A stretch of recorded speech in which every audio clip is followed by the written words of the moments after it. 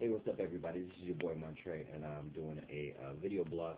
Got an email from somebody who was reading my blog recently, and they asked me a question. So I thought, hey, let me go ahead and install a video blog, and then post it on my webpage too. He said, "You seem to be a spiritual okay. What is your opinion on black preachers not just cheating on their wives, but sometimes having a child with a mistress?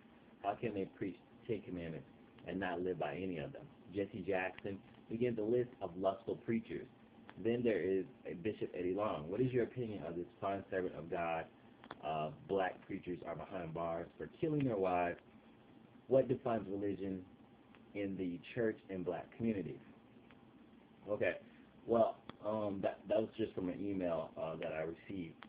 Um, the way I see the church is corrupt anyway, and if people don't wake up and begin to see how corrupt the church is, um, and then we're going to constantly stay in this mode of blindness. I mean, everything that the church is founded upon has been about just oppressing people, keeping people down. The history of the church. And I'm just saying, if you go all the way back until, the Crusades, uh, the church's whole goal has been to control people and oppress people. And then you enter the black factor into it, where how much oppression the church has done to black people, and how much has it's been a part of our history in America. Um, how can it be anything good? How can anything good come out of that?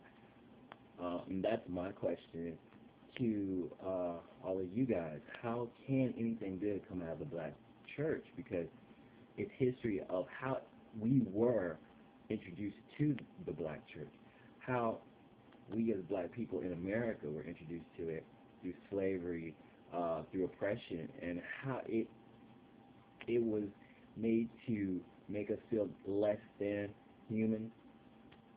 Everything that I learned uh, through church about where race came from, where black people came from, Adam and Eve were probably white. I never learned about ethnicity and race relations through Christianity. It was nothing that I learned. So it was always that, people became black because they evolved that way, or something like that. It was really weird. So everything that I learned in church is so false, and there's so many lies, and there's so many secrets that are very natural for the church to do, because it's all about denial. A lot of the people that are in church deny themselves so many things, deny themselves of who they really are, and then they fake the funk. And I'm all about. I totally agree with one state of mind where you have to change the way you think in order to create a change, but a lot of times uh, people in church fall short of that, because they focus more on what they're doing wrong versus where they want to go, and because they do that, you have so much corruption. You have so many people fall short, and they want people to fall short. The church is not about making people better. It's about keeping people dependent upon coming to church and giving their money. And because there's so much money that is involved in the church. Um, People become dependent upon it. They want to be blessed. They want money. They want to have riches and glory. They want to be. So they uplift this pastor to almost the level of God, and that has been the church history from the beginning. Even in the Catholic Church, all the priests and preachers and whatever you want to call it, reverends, they're always the head. They make people feel like a sheep, and that's what they call them. They'll call you a sheep. And sheep are very dumb animals. So, and if you believe that, then that's what you become. If you believe you're a sheep, then you become one. So all the symbolism, the history of it, there's nothing good. I have not found anything good that has come out of being a church attendant, a church member, in the black church, the history of it, nothing good at all. So I just kind of stay away from it.